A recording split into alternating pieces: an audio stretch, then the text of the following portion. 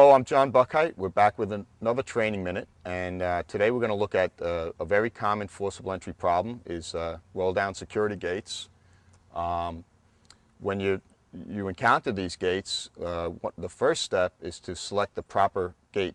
You want to make sure that you're working on the store that you want to get into. Often you'll have smoke showing across several storefronts, and your best bet is to take a moment to look into it and size up and try to select the proper store. One way you can do it is to contact your roof person or roof team and see if they have indications coming off the roof that could help you select from the multiple stores that you might have in a strip store.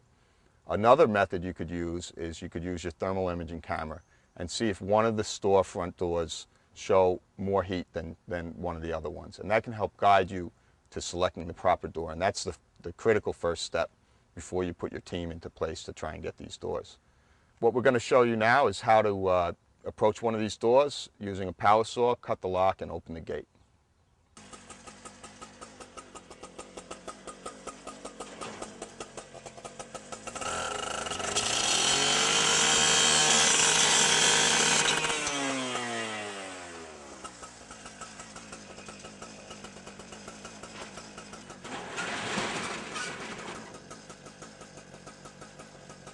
So the firefighters approached this gate. They evaluated this was the proper gate, the store they want to get into. They saw they just had one padlock. They went up with the power saw and they cut that lock. It's a very simple operation.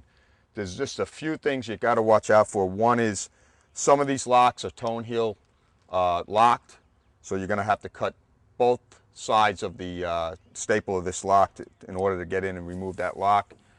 Another problem is very common lock is this 2000 lock, and to cut this lock properly you have to find the keyway and then go up 2/3 from that keyway and cut horizontally across. That's going to have you cutting through this part of the lock, and that'll get you in this lock.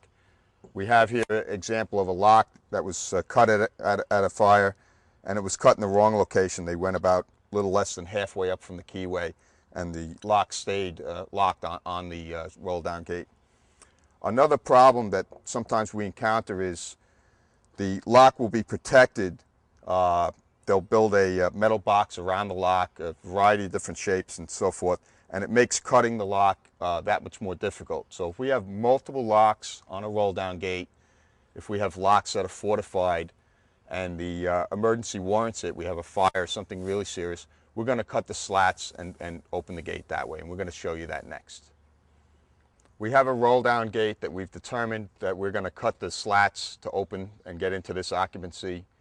There's too many locks, or the gate shows signs that it's going to fight us if we try to open it. It's maybe hasn't been used in a number of years, or sometimes fire and heat will warp it and give you a hard time trying to open it. In that instance, we're going to do what we've done for many years and make a triangle cut. Now, years ago we used to just make the cut, and the problem is the gate would shift and lose its integrity and bind the saw and fight the saw the whole time. So current thinking is to not complete the cuts, and I'll show you that, and not let them intersect. In reality, we would reach up as high as we could comfortably with the saw, and we would make our cut, and we would go all the way down to the bottom. And then rather than have those two cuts intersect, because the whole gate is going to begin to shift, then we would cut, and we would leave that intact. Now we're ready to go. We would go back and finish the cut. This interior section would fall out, and we could begin our operation. We could also pull these slats, and then the gate would go up. Now we're going to demonstrate the second most common method, and we're actually going to cut the gate using what's known as the slash cut. If you're going to use a slash cut, you have to make sure that this gate is actually openable. What you're going to do is you're going to make a cut, a vertical cut. It has to include the slat above the slat that's locked and all the slats below. And then you pull the slats and the gate should open. What we used to do was we used to cut it and then make our purchase and pull the slat. But over the years we've realized if we can maintain the integrity of the gate, make those purchase points first, and then cut, the operation goes a lot smoother.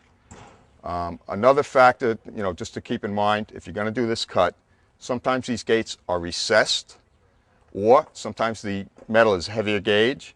You're going to want to make your initial vertical cut further towards the center so that you can bend these slats around as you try and pull them out. And we're going to demonstrate it right now.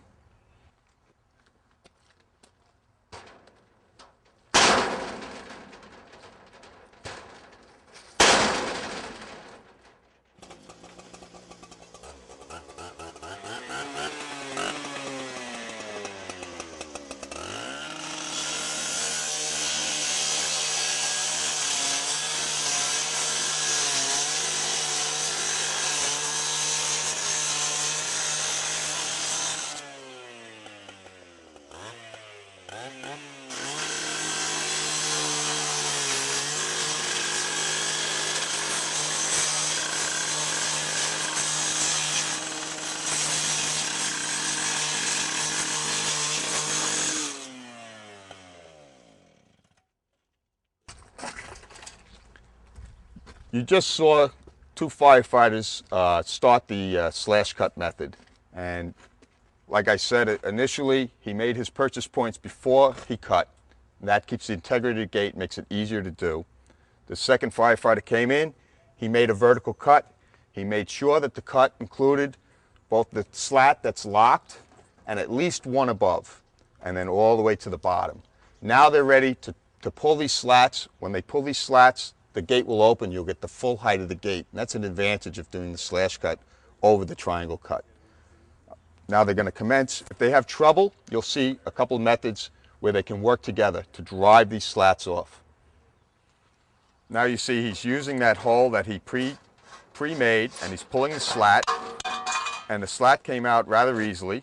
He's going to go to the other side. And now if he had a slat that gave him a little trouble because the gate isn't perfect, the other firefighter is going to jump in and give some driving force and drive that slat off. And now they're going to attack the middle slat. He's using the adze to pull it to get it to clear the frame.